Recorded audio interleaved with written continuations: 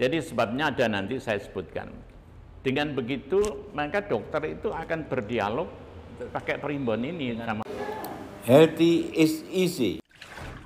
Terima kasih Dr. Jack, siang hari ini bisa diterima untuk sedikit sharing tentang ilmu kesehatan masyarakat atau dokter keluarga, atau ini yang lagi ditemukan ini sama Dr. Jack ini adalah primbon hidup sehat ya. Jadi siang ini kita berbincang-bincang dengan Dr. Jack Rubioso, MSc, UM, PKK, pakar kedokteran keluarga. Terima kasih waktunya dokter. Dokter, kalau kita lihat beberapa tahun terakhir ini penyakit non infeksi, penyakit degeneratif ini banyak sekali. Kemudian cara penanganannya juga bermacam-macam dan ini memang sangat membutuhkan biaya yang tinggi. Kemudian masyarakat itu juga punya solusi lain karena memang penyakit degeneratif ini kok nggak sembuh-sembuh, kok lama dan ini kronis sekali. Bagaimana Dr. Jack melihat kenyataan di seperti itu yang digabungkan dengan primbon hidup sehat, dokter?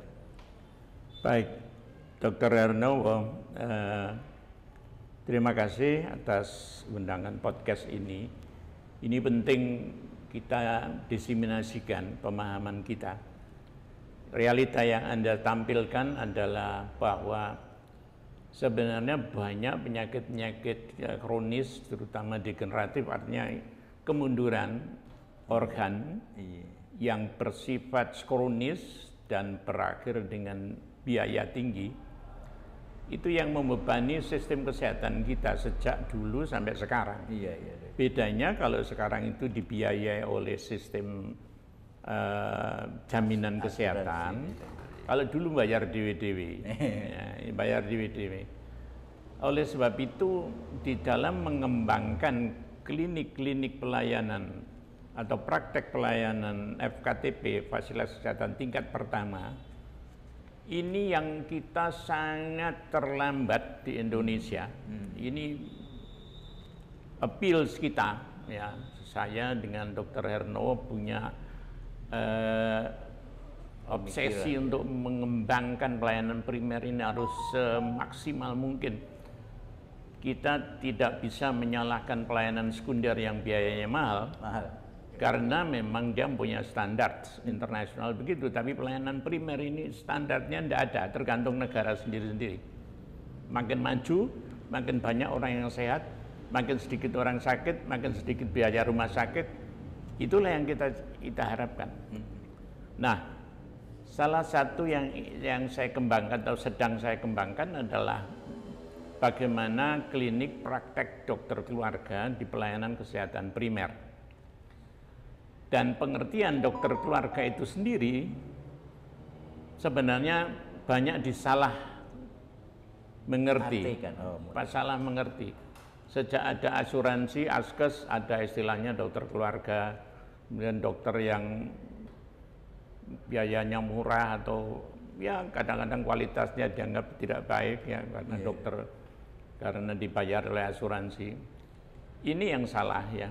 Jadi di dalam konsep yang benar, di dalam pemahaman saya pada sejak 20 tahun yang lalu pada waktu saya belajar dokter keluarga, saya memiliki komitmen bahwa suatu negara yang mengembangkan praktek dokter keluarga atau profesi dokter keluarga itu ada 5 komponen yang harus dikembangkan.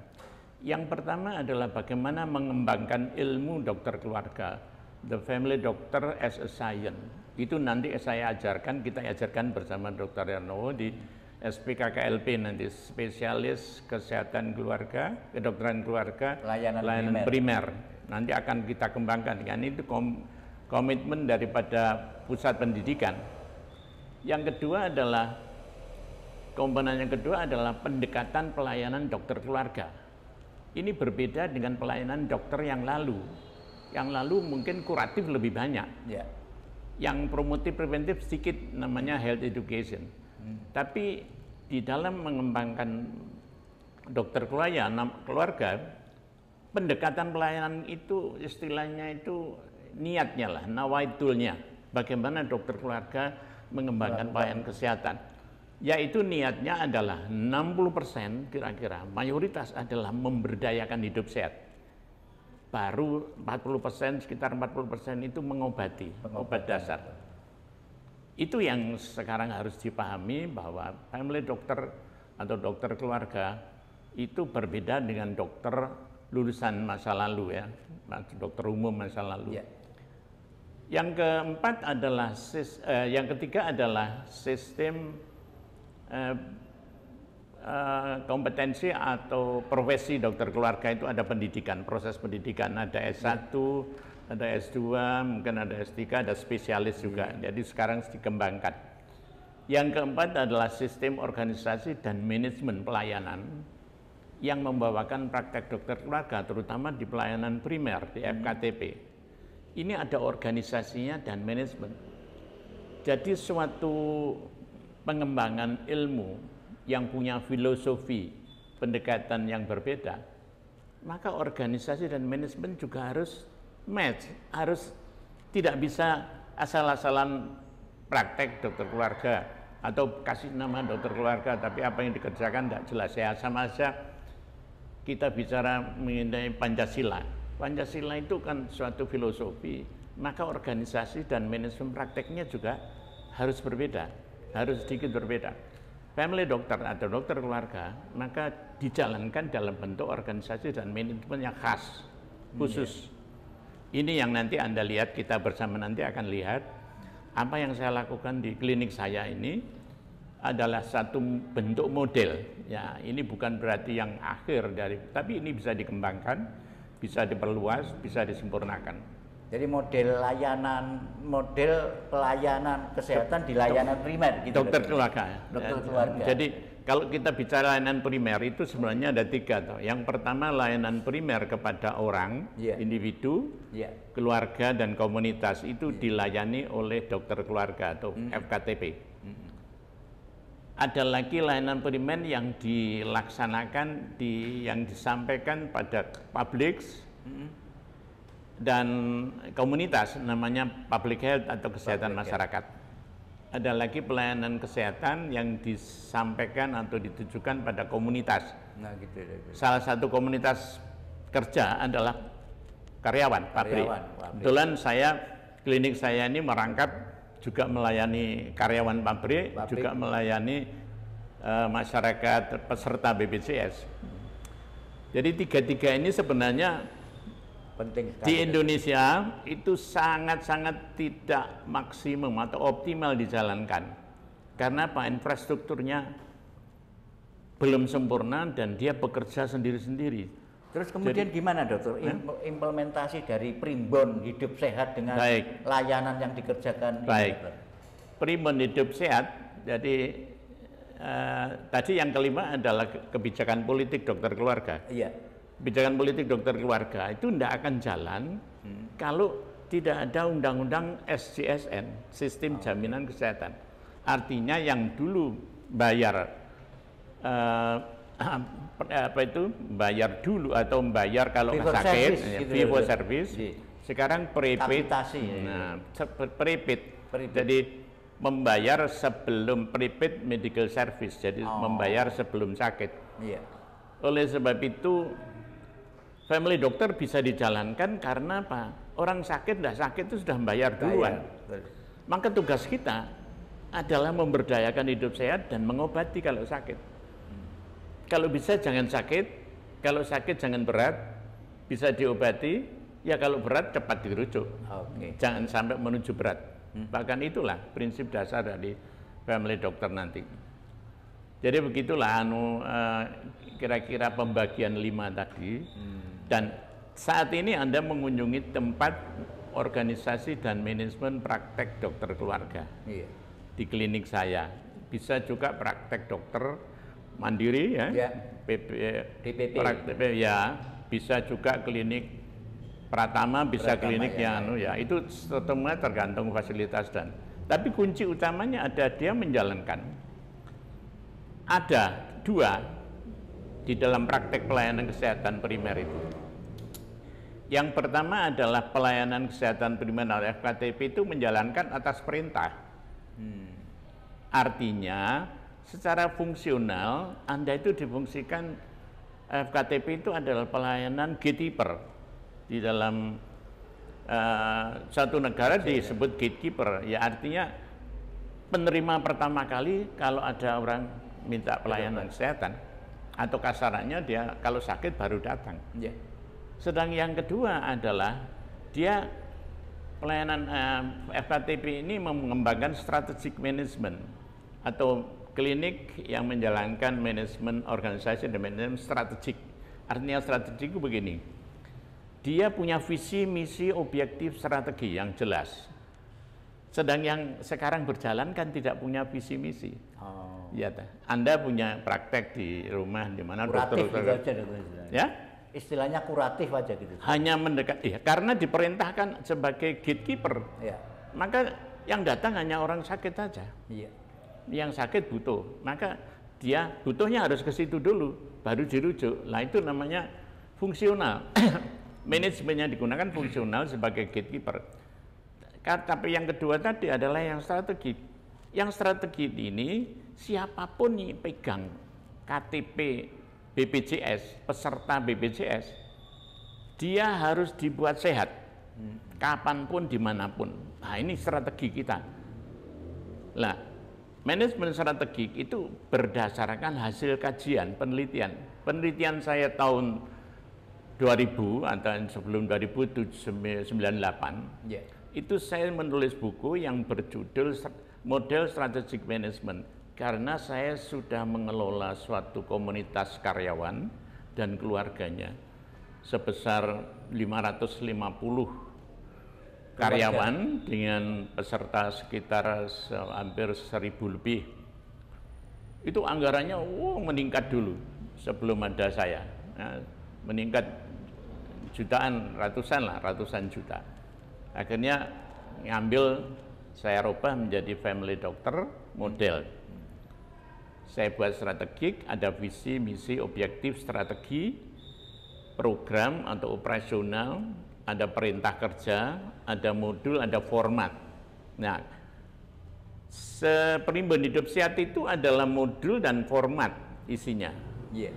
Yaitu modul, istilah Primbon itu kan istilah buatan saya untuk menarik perhatian. Sebenarnya dia isinya sama dengan modul atau manual. Atau buku saku gitu ya? Iya, buku saku, betul. Buku saku. Tapi di akhir pada buku saku tadi ada suatu format yang membuat seseorang itu harus mengisi sendiri dengan jujur. Apakah dia sudah menjalankan apa yang dianjurkan. Dan kalau terjadi perubahan positif atau perubahan negatif, itu kira-kira sebabnya apa? Jadi sebabnya ada, nanti saya sebutkan. Dengan begitu, maka dokter itu akan berdialog pakai Primbon ini sama pasien. Karena pasien punya tanggung jawab sendiri. Apakah saya sudah sesuai dengan anjuran, apa enggak? Beda dengan waktu kita dokter umum dulu. Kasih obat, Bu, jangan, pokoknya harus kontrol terus. Atau jangan sering minum kopi, atau jangan harus rutin periksa lab. Itu kan begitu aja, dia tidak dilibatkan. Tapi ini dilibatkan. Jadi kalau nanti penyakitnya apa saja, yang ringan, apa yang berat, atau yang berisiko tinggi. Jadi misalkan DM gitu dokter G. Jadi dia juga menulis ya dokter. Apa yang terjadi pada siang, malam gitu. Praktek dokter keluarga yang sifatnya holistik ya. Nanti cirinya dokter keluarga itu punya ciri khas. Yang pertama dia holistik pendekatannya, bukan klinis. Jadi holistik, semua aspek dikelola.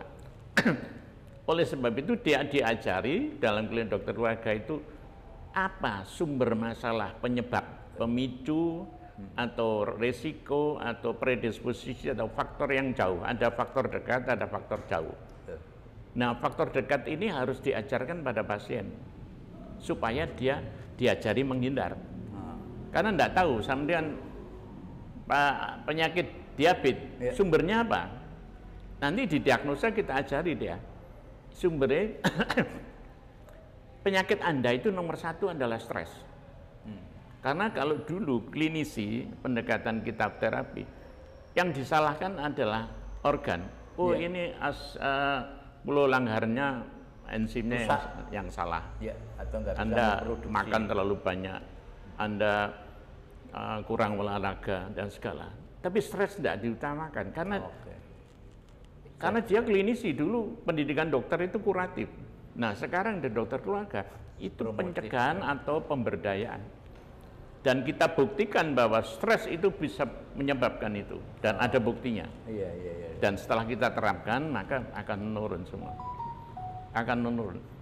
Jadi stres ini kan dokter ya seperti abstrak gitu ya dokter ya. Jadi artinya dalam pikiran dia, dalam di buku ini nanti kita ajarkan what is stress.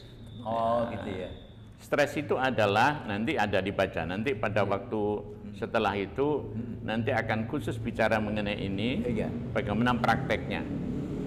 Baik, jadi itulah ya komunikasi kita saat ini menjelaskan dari apa dokter keluarga harus kita kembangkan komponen-komponennya. Nah, dari visi misi nanti Anda bisa lihat nanti di sana di banner saya, di banner klinik saya ada visi misinya. Spanduk dari klinik dokter keluarga itu ada moto yang di situ yang saya munculkan. Jadi visinya atau big picture of future, artinya cita-cita masa depan. Praktek dokter keluarga adalah sentuhan pertama untuk hidup sehat. Itu sasarannya adalah individu, keluarga, komunitas. Sasarannya. Oleh sebab itu nanti fasilitasnya di sini ada fasilitas individu yang di sini, fasilitas keluarga yang ini ruang situ adalah bisa klinik untuk perorangan dan di sini untuk komunikasi dengan keluarga. Yang ruangan sana nanti ada ruangan yang dipakai untuk komunitas, misalnya kelompok pensiunan atau kelompok karyawan yang kita bisa memberi penyuluhan atau bisa memberi pemberdayaan. Ada ruangan khusus. Jadi klinik ini memang saya desain atau kita desain oleh perusahaan mendesain minta petunjuk bahwa kita fasilitasnya untuk mengelola individu, mengelola keluarga dan mengelola komunitas kalau dia bisa datang ke sini atau kita yang berkunjung ke sana. Dan itu udah dipraktekkan di klinik. Sudah dipraktekkan atau karyawan kita panggil di sini. Ya. Dengan hasil bisa dilihat ya. Tidak hanya omong saja tapi angka-angka itu ada. Sebenarnya apa yang saya lakukan itu sudah sejak 2000 BPJS ini. Saya ikut 2015. Data itu belum diolah seluruhnya secara bersama. Karena apa? Tidak banyak. Ya staf saya mungkin kan saya harus menggaji untuk itu. Ya harus. Ya di case tadi yang saya kembangkan, yang kira-kira ekstrim saya panggil, kemudian saya filmkan. Kalau perlu, karena di dalam hasil penelitian saya, jadi visi, misi, objektif, strategi, kemudian program. Ya. Nah, strateginya di strategi ini manajemen strategi. Ya, di strategi ini muncullah manajemen strategi. Strategi pertama, apa yang harus dikerjakan oleh klinik dokter keluarga adalah 10 usaha pokok. 10 usaha pokok atau 10 basic family doctor itu saya temukan dari hasil penelitian yang lalu. Jadi apa itu 10 usaha pokok? Yang pertama adalah apa yang harus bisa saya kerjakan di klinik, apa yang saya kerjakan di rumah pasien, apa yang saya kerjakan di tempat kerja, di rumah sakit terutama. Jadi dulu saya sebagai dokter keluarga itu selalu mengawal pasien sampai masuk rumah sakit, dokter. Sampai masuk rumah sakit. Jadi kalau sekarang kan nggak BPJS tidak ada. Nggak ada. Tapi nanti SPKKLP ada. Ada. Dugaan saya. Iya. Jadi peran yang saya lakukan sekarang mungkin akan diganti SPKLP, tugasnya adalah mediasi. Jadi dokter keluarga bukan ngobati seseorang pasien yang masuk rumah sakit, tapi dia menjadi mediator untuk kepentingan pasien dan keluarganya serta rumah sakit. Karena pengalaman yang sudah saya ikutin, banyak rumah sakit yang mengalami stres karena berada di ruangan yang baru. Jadi hospital stres karena ada ini pasiennya yang stres, cultural stress ya. Contoh waktu saya pada waktu dia diperintah harus operasi besok atau lusa ya. Dia oke, tapi begitu daytime-nya, waktunya operasi dia menolak karena takut macam-macam. Dokter keluarganya ditelepon, saya ditelepon. Cek, iya apa dokternya menolak? Pasiennya menolak, ini gimana? Oke, saya terpaksa datang ke sana dan saya bimbing, sudah, tidak usah takut, karena dia takut. Ternyata dengan dokter gaya dokter rumah sakit itu dia takut. Hanya periksa sebentar, operasi besok gitu. Oke, bingung kan? Jadi setelah layanan yang seperti dokter ceritakan, kemudian juga pelayanan di luar juga seperti itu. Apakah ini yang dinamakan dokter manajemen strategik tadi? Praktek ya dokter? Iya. Manajemen praktek. Praktek pelayanan dokter keluarga. Iya itu ya dinamakan. Terus kemudian hubungannya sama ini dokter, apa itu primbon ini tadi iya. dokter? Ya, untuk di sini kan visi, misi, objektif, strategi. Ada strateginya. Strateginya adalah pertama kali saya harus mendatakan apa yang menjadi tanggung jawab. Atau keluhan dokter? Keluhan dari harus ada baseline data. Jadi kalau saya member saya 5.000 gitu. 5.000 itu datanya ada pada saya.